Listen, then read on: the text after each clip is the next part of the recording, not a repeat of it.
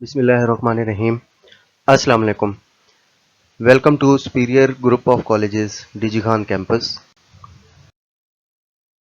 आज हम बेटा चैप्टर नंबर 4 का 5th लेक्चर जो है वो स्टार्ट करेंगे। जो टॉपिक आज हमने पढ़ना है वो है इवेपोरेशन और factors affecting the rate of evaporation.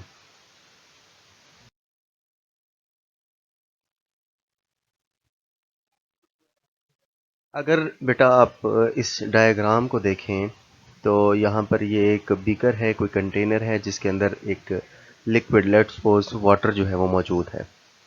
तो यहाँ पर चूंकि आपको पता है लिक्विड के पार्टिकल्स में काइनेटिक एनर्जी पाई जाती है, ये मूव करते रहते हैं। अब इसकी मूवमेंट किस तरह से है और किस तरह से ये इवेपोरेशन कॉज करते हैं, इसी को हमने डिस्कस करना है।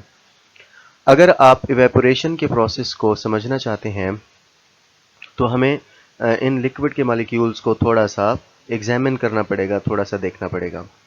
लिक्विड के ये जो मॉलिक्यूल्स होते हैं ये मोशनलेस नहीं होते, यानी ये इधर उधर हरकत करते रहते हैं, मूव करते रहते हैं। अच्छा, एनर्जी ऑफ मॉलिक्यूल जो है वो सब की एक जैसी भी नहीं होती। कुछ मॉलिक्यूल्स ऐसे होते हैं जो कम एनर्जी के साथ हरकत करते हैं और कुछ मॉलिक्यूल्स ऐसे होते हैं जो ज़्यादा एनर्जी के साथ हरकत कर रहे होते हैं। हमें पता है कि भाई काइनेटिक एनर्जी का टेम्परेचर के साथ डायरेक्ट रिलेशन होता है, यानी जिन सब्सटेंस का टेम्परेचर ज़्यादा होगा उनकी काइनेटिक एनर्जी भी ज़्यादा होगी, और जिन सब्सटेंस का टेम्परेचर कम होगा उनकी एनर्जी भी कम होगी। तो यही वजह है कि ये जो आपके हाई एनर्जी वाले मॉलिक्यूल्स होंगे वो फास्टली मूव करते हुए, यानी तेज़ी से मूव करते हुए सरफेस की तरफ बढ़ेंगे। जैसे ही सरफेस की तरफ बढ़ेंगे वो अपने नेबरिंग मॉलिक्यूल, यानी उनके इर्द गिर्द जो मौजूद मॉलिक्यूल्स हैं उनकी अट्रैक्शन को ब्रेक करके वो इसकी सरफेस को छोड़कर बाहर एटमॉस्फेयर के अंदर चले जाएंगे। तो ये अमल क्या कहलाता है बेटा? एवेपोरेशन। हम इसको डिफाइन करते हैं the spontaneous change of liquid into vapours, कि किसी भी सब्सटेंस जो कि लिक्विड फॉर्म में होगा उसके मॉलिक्यूल्स का वेपर्स में तब्दील होना इवेपोरेशन कहलाता है, और ये अमल तमाम टेम्परेचर्स पर होता रहता है। मिसाल के तौर पर अगर आपके पास पानी जो है वो 0 डिग्री सेल्सियस पर रखा हुआ है तो उस वक्त भी वेपर्स बन रहे होते हैं, और अगर आपके पास पानी बॉयल हो रहा है तो उस वक्त भी इवेपोरेशन हो रही होती है। क्यों? क्योंकि सब मॉलिक्यूल की एनर्जी यकसा नहीं होती। कुछ मॉलिक्यूल्स ऐसे होते हैं जो लो टेम्परेचर पर होने के बावजूद भी थोड़ी सी बाकी मॉलिक्यूल से ज़्यादा एनर्जी पोजेस करते हैं, और यही वजह है वो फिर इवेपोरेशन शो करते हैं। अच्छा, इससे रिलेटेड बेटा क्वेश्चन आता है कि इवेपोरेशन कॉजेज कूलिंग। जो इवेपोरेशन है यानी अमल तबखीर है, बुखारात बनने का अमल है, ये ठंडक पैदा करता है या ठंडक की वजह बनता है। देखें, हमारे पास बेटा जो मॉलिक्यूल्स होते हैं वो डिफरेंट एनर्जी पोजेस करते हैं। कुछ ज़्यादा एनर्जी वाले होते हैं और कुछ कम एनर्जी वाले मॉलिक्यूल्स होते हैं। जो ज़्यादा एनर्जी वाले होंगे उनका टेम्परेचर ज़्यादा होता है, और जो कम एनर्जी वाले मॉलिक्यूल्स होते हैं उनका टेम्परेचर कम होता है, क्योंकि आपने पढ़ा हुआ है काइनेटिक मॉलिक्यूलर थ्योरी के मुताबिक कि आपकी जो एवरेज काइनेटिक एनर्जी है वो एब्सोल्यूट टेम्परेचर के डायरेक्टली प्रोपोर्शनल है। तो जो ज़्यादा एनर्जी वाले यानी ज़्यादा टेम्परेचर वाले मॉलिक्यूल्स होंगे वो तेज़ी से मूव करते हुए इवेपोरेट कर जाएंगे और उस लिक्विड को लीव करके एटमॉस्फेयर के अंदर दाखिल हो जाएंगे in the form of vapours. जबकि लो काइनेटिक एनर्जी मॉलिक्यूल्स बेटा पीछे रह जाएंगे, और इस तरह से उनका टेम्परेचर चूँकि कम होता है, और यही वजह है कि ज़्यादा हीट वाले या ज़्यादा एनर्जी वाले मॉलिक्यूल्स के चले जाने की वजह से, यानी उनके इवेपोरेट होने की वजह से पीछे कम एनर्जी वाले मॉलिक्यूल्स रह जाएंगे जो कि कूलिंग जो है वो क्या करेंगे? कॉज करेंगे। अच्छा बेटा, अब हमने उन फैक्टर्स को डिस्कस करना है जो इवेपोरेशन को मुतासिर कर सकते हैं, यानी इसको चेंज कर सकते हैं। इसमें पहले नंबर पर है जी सरफेस एरिया, फिर है हमारे पास इंटरमॉलिक्यूलर फोर्स, और उसके बाद है बेटा टेम्परेचर। इवेपोरेशन जो है ये लिक्विड की सरफेस पर होने वाला फिनोमिना है, लिक्विड की सरफेस पर होने वाला अमल है, तो आप इसे सरफेस फिनोमिना भी कह सकते हैं।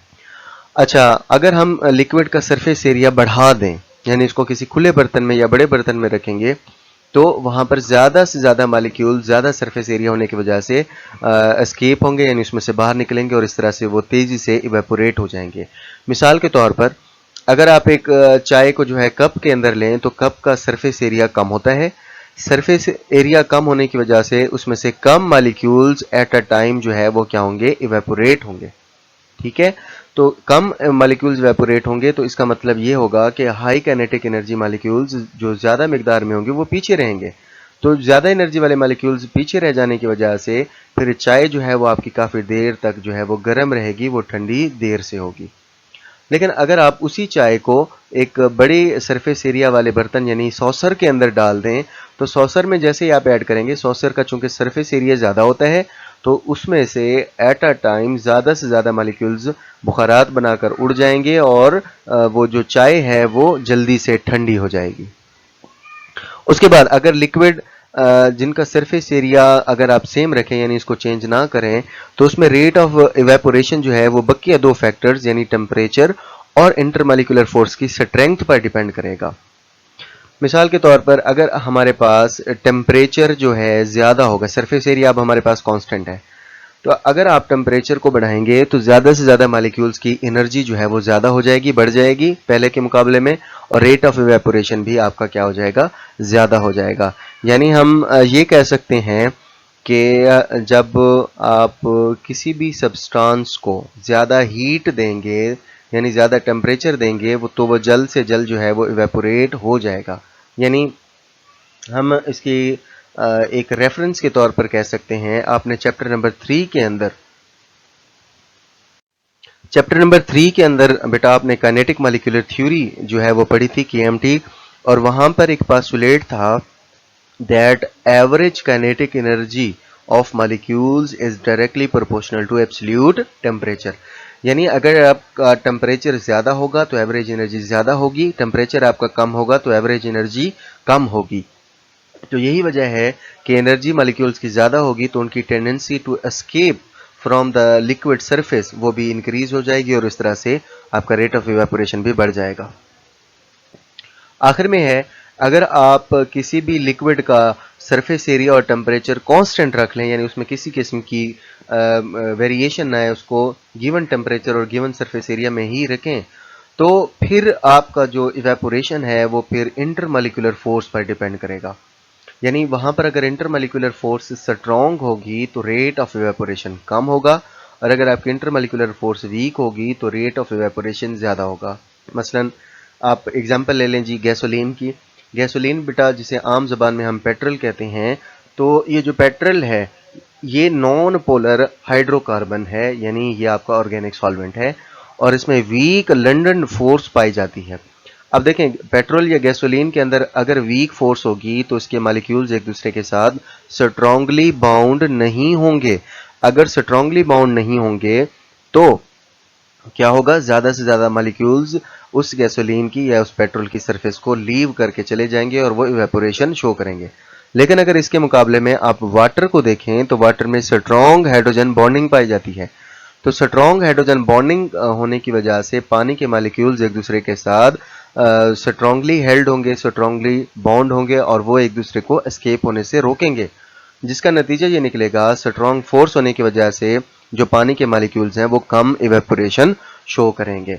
तो हम इस सारी डिस्कशन से ये नतीजा निकालते हैं, सरफेस एरिया ज़्यादा होगा तो रेट ऑफ इवेपोरेशन ज़्यादा होगा, टेम्परेचर ज़्यादा होगा तब भी रेट ऑफ इवेपोरेशन ज़्यादा होगा, लेकिन इंटरमॉलिक्यूलर फोर्स जो है अगर स्ट्रॉन्ग होगी तो आपका रेट ऑफ इवेपोरेशन क्या होगा बेटा, कम होगा, जैसे हमने गैसोलीन और वाटर के केस में डिस्कस किया।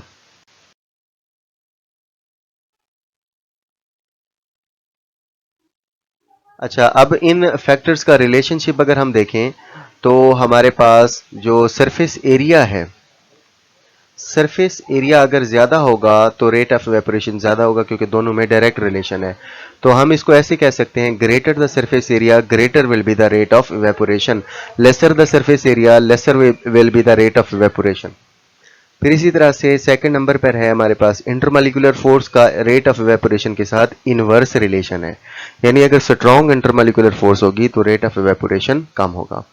इसी तरह से टेम्परेचर के साथ इवेपोरेशन का डायरेक्ट रिलेशन है, यानी greater the temperature greater will be the rate of evaporation, lesser the temperature laser will be the rate of evaporation.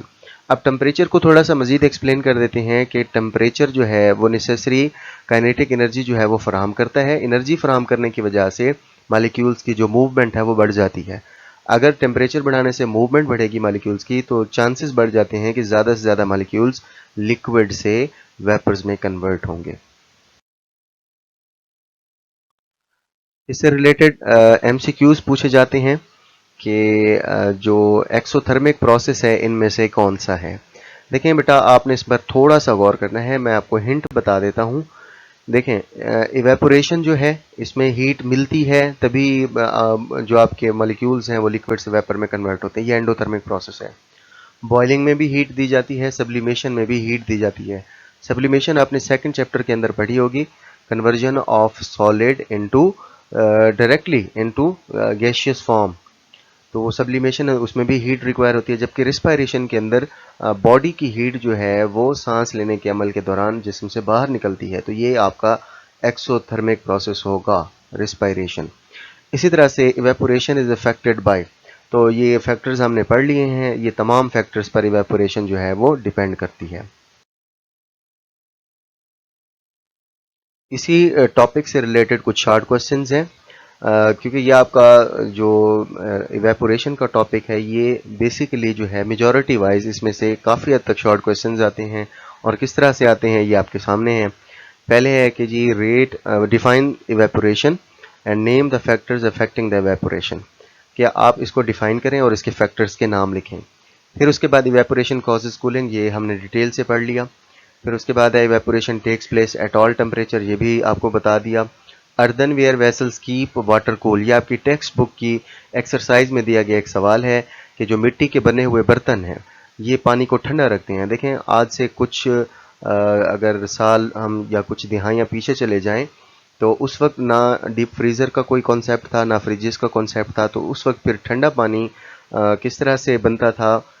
पानी जो है वो मिट्टी के बने हुए घड़ों के अंदर या मिट्टी के बने हुए बर्तनों के अंदर रख दिया जाता था। अब होता क्या था, चूँकि एवेपोरेशन हर टेम्परेचर पर होती रहती है और हर टेम्परेचर पर एवेपोरेशन होने की वजह से जो आपके मिट्टी के बने हुए बर्तन हैं उनमें छोटे छोटे पोर्स होते हैं, छोटे छोटे सुराख होते हैं, जिनमें से जो इवेपोरेटिंग मॉलिक्यूल्स से ज़्यादा एनर्जी वाले मॉलिक्यूल्स होते हैं वो इसमें से एस्केप हो जाते थे। नतीजा उसका ये निकलता था कि कम एनर्जी वाले मॉलिक्यूल्स पीछे रह जाते थे और इस तरह से मिट्टी के बने हुए बर्तनों के अंदर पानी जो है वो ठंडा रहता था।